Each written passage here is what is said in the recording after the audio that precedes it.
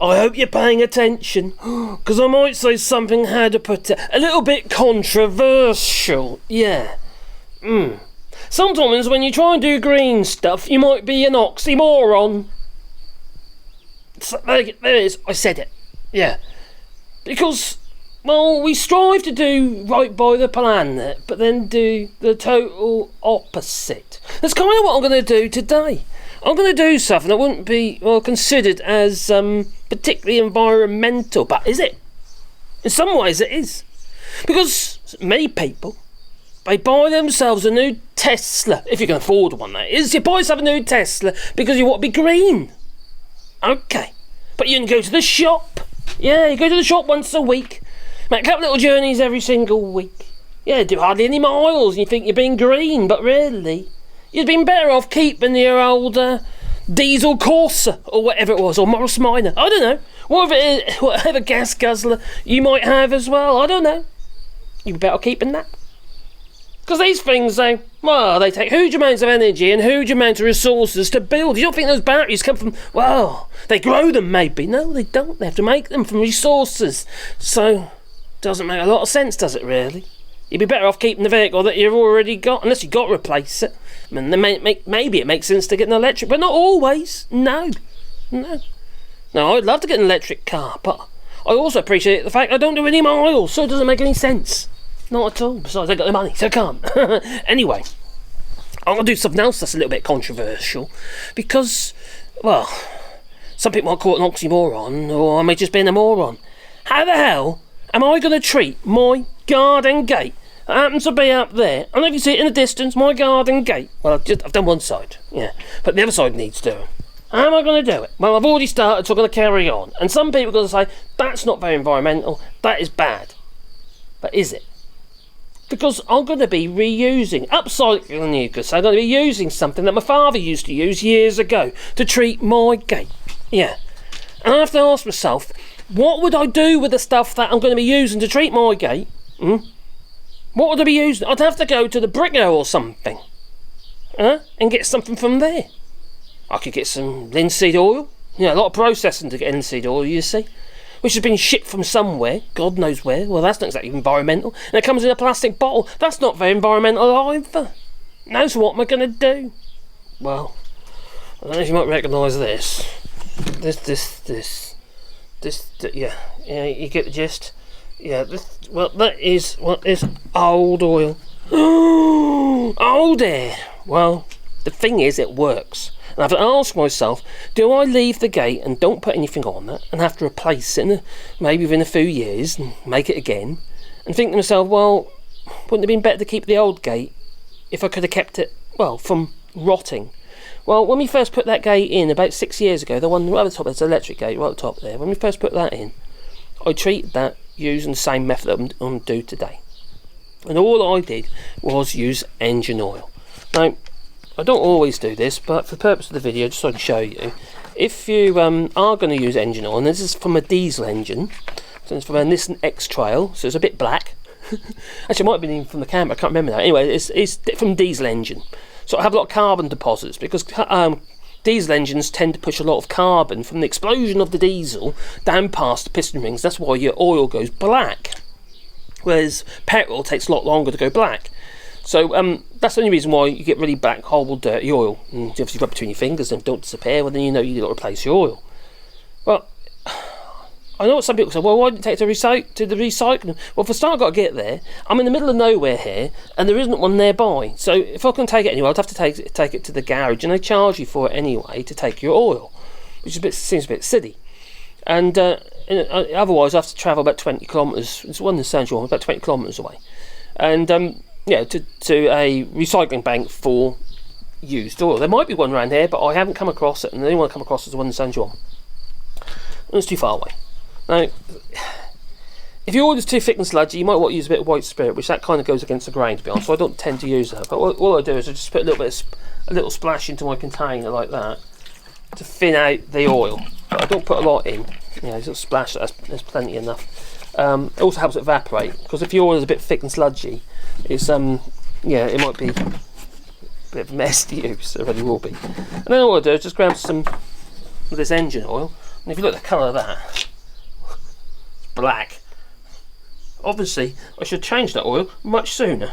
Alright, so I've thinned it down. I know people are going to say that's not an environmental thing to do, to use that on your gate. And you always got to think that, what if you do it this way, you got to think how you're going to recycle the gate later.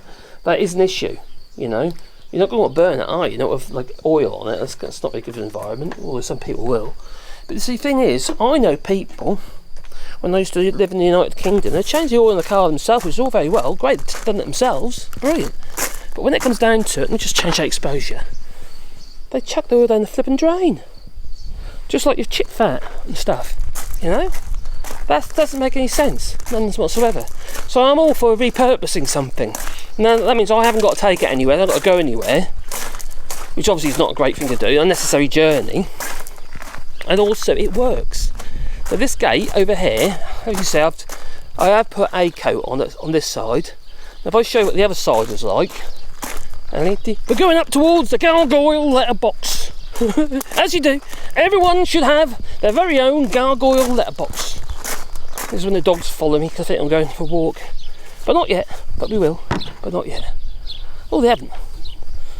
Alright, so, as you say, on this side of the gate, it's quite a nice colour, isn't it? And I'll just splash it about, I'm not too bothered about getting on posts and stuff, it just wipes off. Yeah, so it's on there, as you can see. It's done an okay job, right? And I want to do it for another 6 years. So it's 6 years since it's done last time. Now if I come on this side, you can see that it's got my gimbal that way around a bit, I think. Yeah, you can see on there where I haven't done it. You can see where it's gone through. So you have to ask yourself, is it the right thing to do or is it not? Is it a balance? Is it just making decisions that are not just practical, cost effective, because obviously that's the incentive to do it in the first place, obviously because you save money, but equally to get rid of stuff that you've got kicking about, you've got to get rid of it because you've got nowhere else to put it. But also, if I've got to go and buy a preservative such as cuprinol, well, that stuff is toxic. Now years ago, when I was working in the UK, occasionally we did a lot of work on Wilcon home sites and what have you, and we buy a lot of tannalised wood. Well, they changed the rules on that. It's the European law, I imagine. And there used to be arsenic in tannalised wood, pressure treated timber, green stuff, and it's it would have a certain amount of arsenic, and the chemical's called osmosis, was the name of the chemical that they used. And do you really want to be using that? Because this is oil, it's got carbon in it because obviously the explosions of the engine, but do you really want to be, you're going to get something proper from the Bricko, when this does do the job. It does the job, it's messy, and it's weird, it just reminds me of creosote. So I think there's a balance. So all I do is it's a bit awkward holding the camera doing this, isn't it? Anyway, there's my brush, and there's the gate, and all you got to do is just splash it on. Like it goes on really dark to start with, especially if you haven't diluted it, or if it's really really bad oil, that you took out of your engine. And I just literally just put that everywhere, all over the gate, and it dries really quickly as well, and it does the job. So the nice thing about it, it soaks into all the nooks and crannies. And I know what some people are going to say, why don't you just paint your gate then, because that's not so bad. But it's got oil in it already, it's got oil in it. And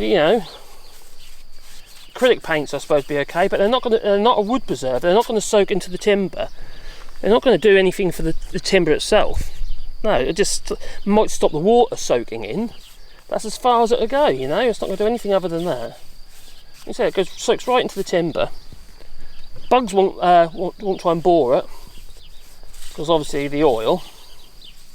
And but just word of warning though, make sure you do it when the post lady ain't like to turn up, or you're not going to get any guests, or at least put a sign there or something to warn them. But as you can see there, look, it does the job. You see where it's dark, where I put it on, and you can see where it's light where I haven't. So it works. And this is where we only did this bit yesterday. So if I show you on this gate, this gate was done yesterday. And apart from the oil I've already got on my fingers, see, it's fine. It's not wet. It's soaked in and evaporated off.